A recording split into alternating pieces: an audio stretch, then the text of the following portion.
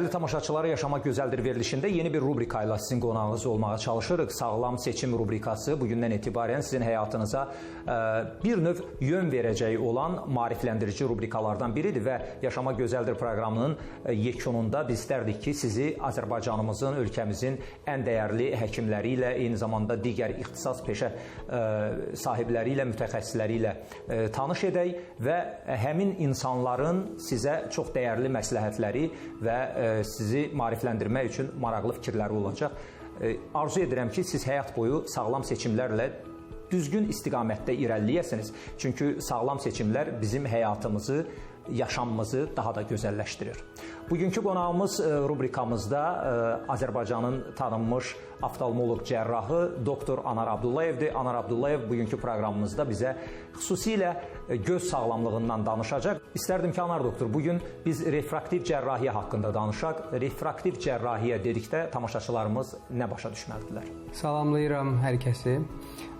Refraktiv cərrahiyyə insanın gözünün eynəyə, kontakt linzaya olan ehtiyacını minimuma endirməyə və yaxud da tamamilə aradan qaldırmağa istiqamətlənmiş bir göz cərrahiyyəsi sahəsidir.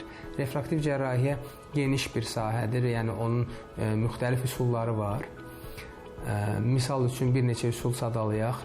Ekzimer lazer cərrahiyyəsi, yəni lazer korreksiyası, görmənin lazer korreksiyası, fakik linza implantasiyası, clear lens əməliyyatı, yəni şəffaf billurun linza ilə əvəz olunması ən optimal üsullardan biridir. Doktor, refraktiv cərrahiyyənin ən məşhur üsullarından biri də məhz elə ekzimer lazerdir. İstərdim ki, ekzimer lazer haqqında məlumat verəsiniz. Ekzimer lazer nədir? Ən çox geniş yayılmış və ilkin seçim cərrahiyyəsi ekzimer lazer cərrahiyyəsidir indi bu dəqiqə. Çünki ekzimer lazer cərrahiyyəsi, görmənin lazer korreksiyası həm çox qısa vaxt ərzində icra olunan, həm də ən minimal invaziv, yəni gözə çox nüfuz etmədən başa gələn cərrahiyyə üsulu olduğu üçün birinci seçim olur hər zaman. Təbii ki, burada müəyyən faktorlar var. Yəni hər bir gözə, hər yaş qrupunda olan insana bütün bu refraktiv cərrahiyyə üsullarını tətbiq edə bilmirik. Burada bu zaman seçici davranmalıyıq. Birinci ondan başlayaq ki, kimlərə ekzimer lazer cərrahiyyəsi icra etmək olar? Burada birinci faktor yaş qrupudur. Yaş 18 tamamlamış və 45 yaşa qədər adətən bu diapazonda pasiyent seçirik. Çünki müəyyən bir vaxtdan sonra ekzimer lazer öz aktuallığını itirə bilir. Çünki gözdə başqa problemlər yaranmağa başlayır yaşla əlaqədar. Bundan əlavə göz ölçüləri bu əməliyyata icazə verməlidir. Burada ölçülər dedikdə bir neçə parametr var. Yəni buynuz qışağının qalınlığı, əyriliyi, yəni gözün topoqrafiyası, korneanın, buynuz qışağının topoqrafiyası bizə icazə verməlidir bu əməliyyatı icra etməyə. Bundan əlavə göz nömrələri, yəni bildiyimiz kimi göz nömrələri, yəni eynək nömrələri mənfi və müsbət olur.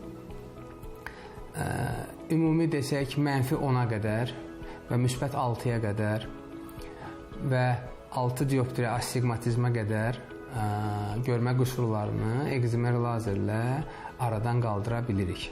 Doktor, istərdim ki, bu məqamda bizi məhz əməliyyat otağına aparasınız, virtual olaraq da olsa. Biz bilək ki, əməliyyat otağında nələr baş verir. Eyni zamanda burada tamaşaçıları maraqlandıran ən maraqlı məqamlardan biri bu əməliyyat zamanı ağrı hissi olurmu? Çox qısa vaxt ərzində icra olunur. Adətən pasiyentlərin birinci sualı olur ki, əməliyyat nə qədər vaxt çəkir? Mən hamıya demək olar eyni söz deyirəm. Yəni əməliyyatxanaya girib çıxmaq 5-10 dəqiqə toplamda bir vaxt çəkə bilir. Bunun da müəyyən bir hissəsi əməliyyat önü hazırlıq, pasiyentin əməliyyata hazırlanması, əməliyyat dəyərlərinin, göz nömrələrinin alətə, cihaza yazılması. Bunlar hamısı vaxt aparan işləmlərdir. Sırf əməliyyatın özü isə üst-üstə saniyələr və yaxud da bir neçə dəqiqə demək olar icra olunur. Burada əməliyyatın bir neçə etapları var. Əməliyyat üsulundan asılı olaraq dəyişir. Ekzimer lazer cərrahiyyəsi bu ümumişlək bir addır, ümumiləşmiş bir addır. Burada əməliyyat üsulları var. LASIK, PRK və yaxud da no touch deyilir indi marketinq dili ilə desək, yəni gözə toxunmadan icra olunan əməliyyat qrupu hesab olunur. və yeni femto lazer cərrahiyyəsi, femto LASIK və Smile cərrahiyyəsi indi bu dəqiqə günümüzdə ən çox istifadə olunan lazer korreksiya növləridir və bu sadaladığım hər üsula uyğun olaraq da metodika əməliyyatın gedişində müəyyən qədər fərqlər var.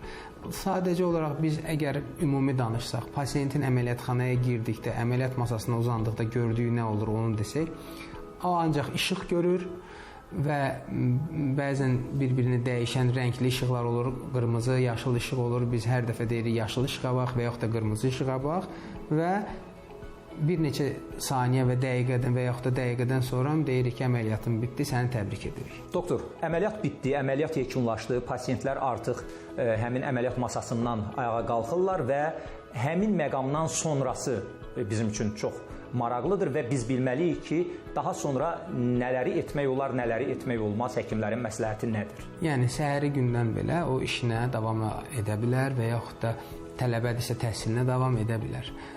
Minimal məhdudiyyətlər tətbiq edirik. Yəni, ilk günlər telefon və kompüterlə çalışmamağı məsləhət görürük.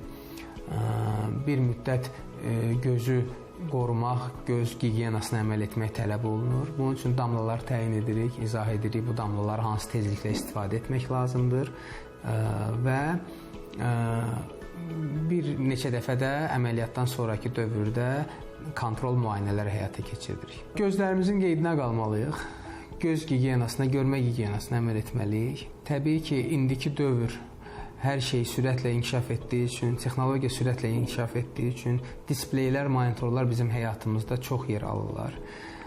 Buna görə də ən azından göz quruluğunun qarşısını almağa çalışmalıyıq. Gözümüzü vaxtında nəmləndirməliyik. Göz şikayəti olmayan bir insanın il ərzində heç